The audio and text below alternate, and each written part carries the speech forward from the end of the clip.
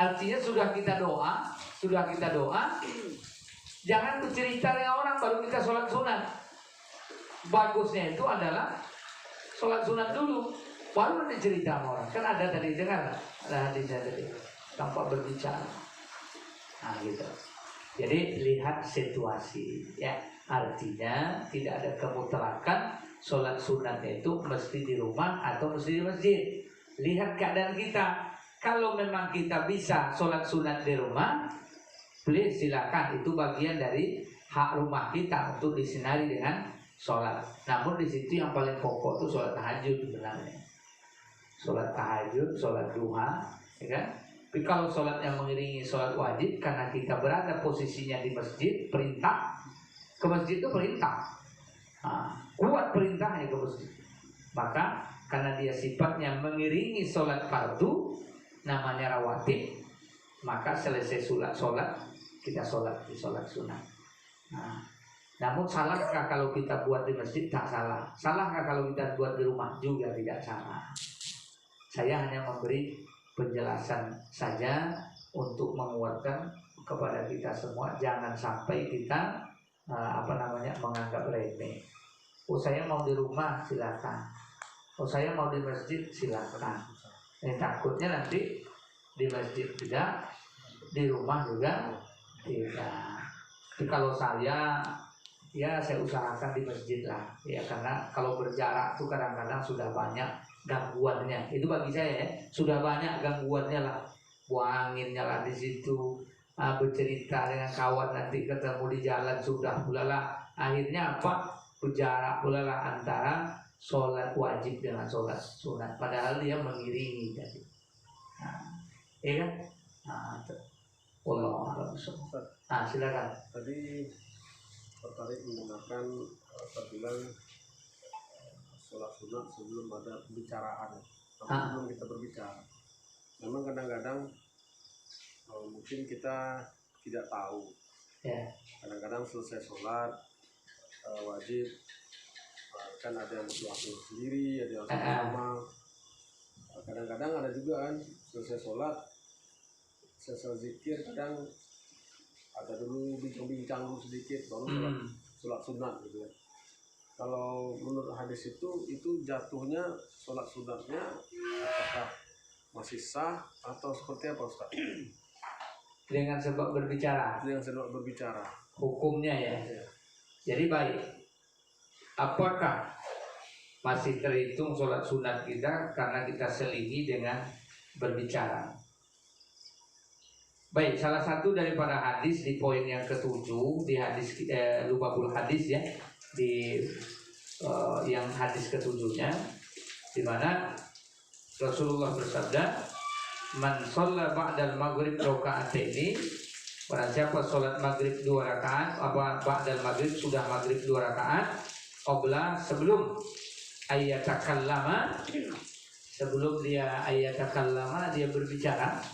Sebelum dia berbicara, kata bata fi illiyin, maka dicatat pada keduanya itu ditulis di illiyin. Illiyin itu kita udah sama tahu di surat Al-Mutaffifin ada illiyin, ada sijin. Orang mati itu, kalau orang matinya mati beriman, itu ruhnya ke illiyin. Kalau orang matinya kafir, itu ruhnya ke sijin. Azab itu sijin. Ini keiliyin. Sepengetahuan saya, pertama ini pokok bahasan adalah sunat. Pokok bahasanya sunat. Seperti yang saya sampaikan juga pada pertanyaan sebelumnya, ini kaidahnya bukan mutlak. Jadi berbicara di situ tidak membatalkan daripada tertib. Cuma bersifat kesempurnaan. Maknanya tidak berbicara itu lebih sempurna daripada kita menyelinginya dengan bicara. Itu misalnya sudah sholat maghrib kita ada si A ngomong, si B nak ngomong, si B ini lebih bagus dia mengikuti kepada konteks hadis yang ada. Begitu Bang Andri ya. Jadi bukan bakal enggak. Allah. Baik, ada format gitu ya. Tapi ketika belum selesai menyelesaikan sholat sunatnya gitu. Apakah kita batalkan langsung ikut imam atau kita selesaikan Ustaz? Ini pertanyaan orang bersalah ini semua.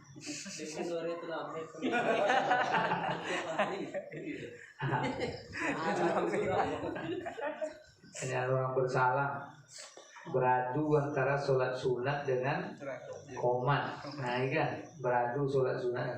Alhamdulillah sekarang ini kita tengok setiap masjid itu sudah punya jadwal jadwal pengatur. Kadang jadwalnya itu 5 menit kan terlalu cepat lah gitu kan jaraknya gitu. Jadi begini, ya, jadi kita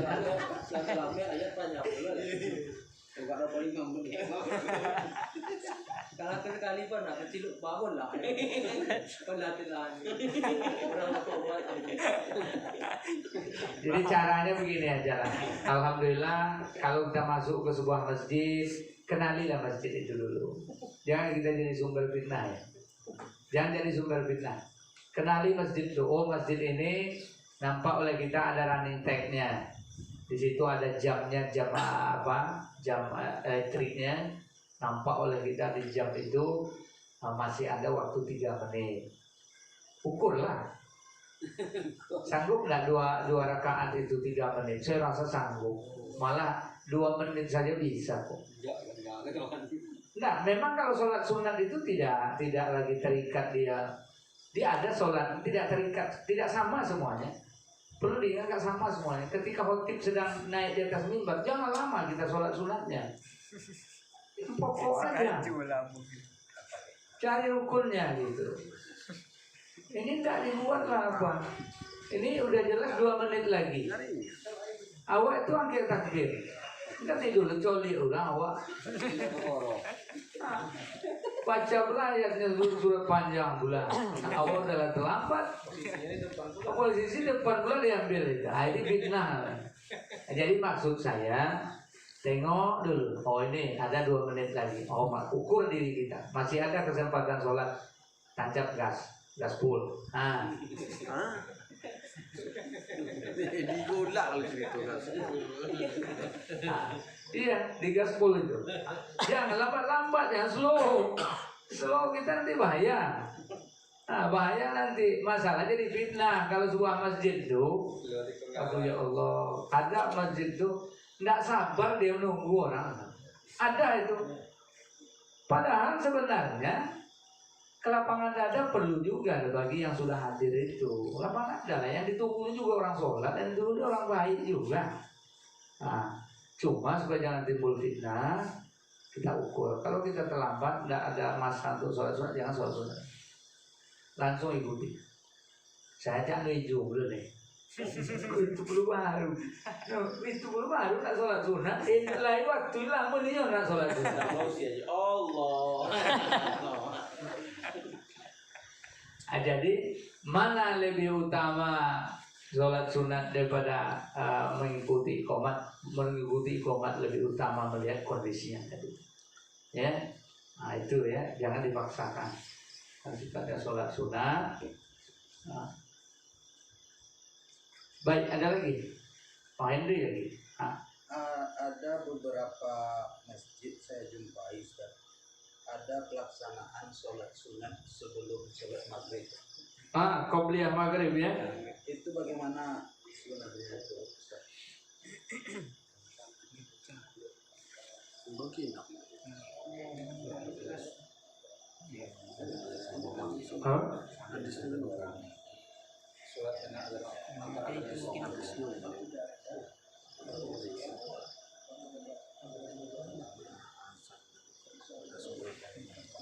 Baik, masalah hadis tentang qobliyah maghrib, ada hadis Rasul yang bunyinya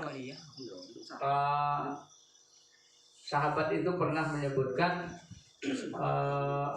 qabla ghurubi syamsi. Itu kalimatnya ada salah satu bunyi kalimatnya kalau setelah terbenamnya matahari. Namun sebelum sholat maghribnya gitu. Ya, di sini kita cek dulu ada di sini tentang sholat sunnah qobliyah maghrib ini sudah kita bahas, termasuk kalau tidak salah itu termasuk hadis takrir ya. Pembenaran dan Nabi tidak menyuruh, Nabi juga tidak melarang. Hakikatnya adalah termasuk amalan yang dibolehkan gitu. Sallu qabla sholatil maghrib. Ini ya. Qala fitsalisati liman syaa karahiyata ayyatakhizaha an-nasu sunnah. Salat sebelum salat maghrib 3 kali, dan pada yang ketiga beliau mengatakan bagi yang mau. Bagi yang mau, karena beliau tidak suka kalau umatnya menjadikan itu sebagai suatu kebiasaan. Namun nanti di antara para ulama itu ya ada yang berpegang dia ke sunnah takrib boleh dilakukan terus menerus, tidak apa-apa. Maka kita lihat nanti kalau ada kita ke Pekanbaru masjid, misalnya masjid di masjid Pondok Pesantren Bagus Salam misalnya kan, itu qobliyah maghrib, ada qobliyah maghrib. Masjid Darul Ihsan di ujung di Pekanbaru Jalan Cipta Karya itu qobliyah maghrib ada. Ya sebelum maghrib sudah azan, sebelum maghrib di kelas depan Polres selama qobliyah maghrib. Ya saya juga membuat qobliyah maghrib kadang-kadang tidak. Tengok situasi. Maknanya termasuk sholat sunnah juga ya. Nah ini dia. Kunna bil Madinah fa iza azana al muazzin li sholatil maghrib ibtada uswari fayarkauna rakaataini hatta inna ar-rajula al-ghariba la yadkhulul masjid fayahsibu anna sholata qad shallaitu min kasrati min yusallihima.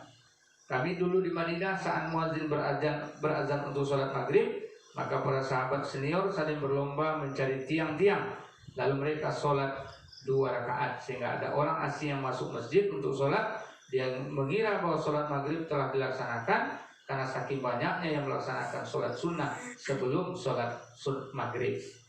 Hadis riwayat Muslim nomor 837.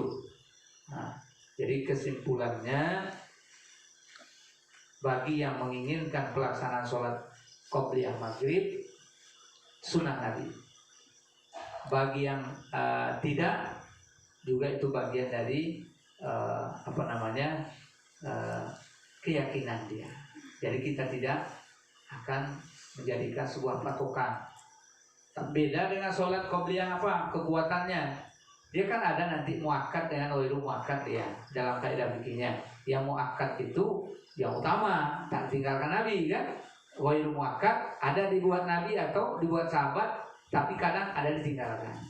Nah, contoh yang muakkad yang paling sekali kan qobliyah subuh misalnya kan kita lemahkan, padahal lebih bagus ba'diyah isya dari qobliyah isya. Bagus betul gimana dibuatnya keduanya,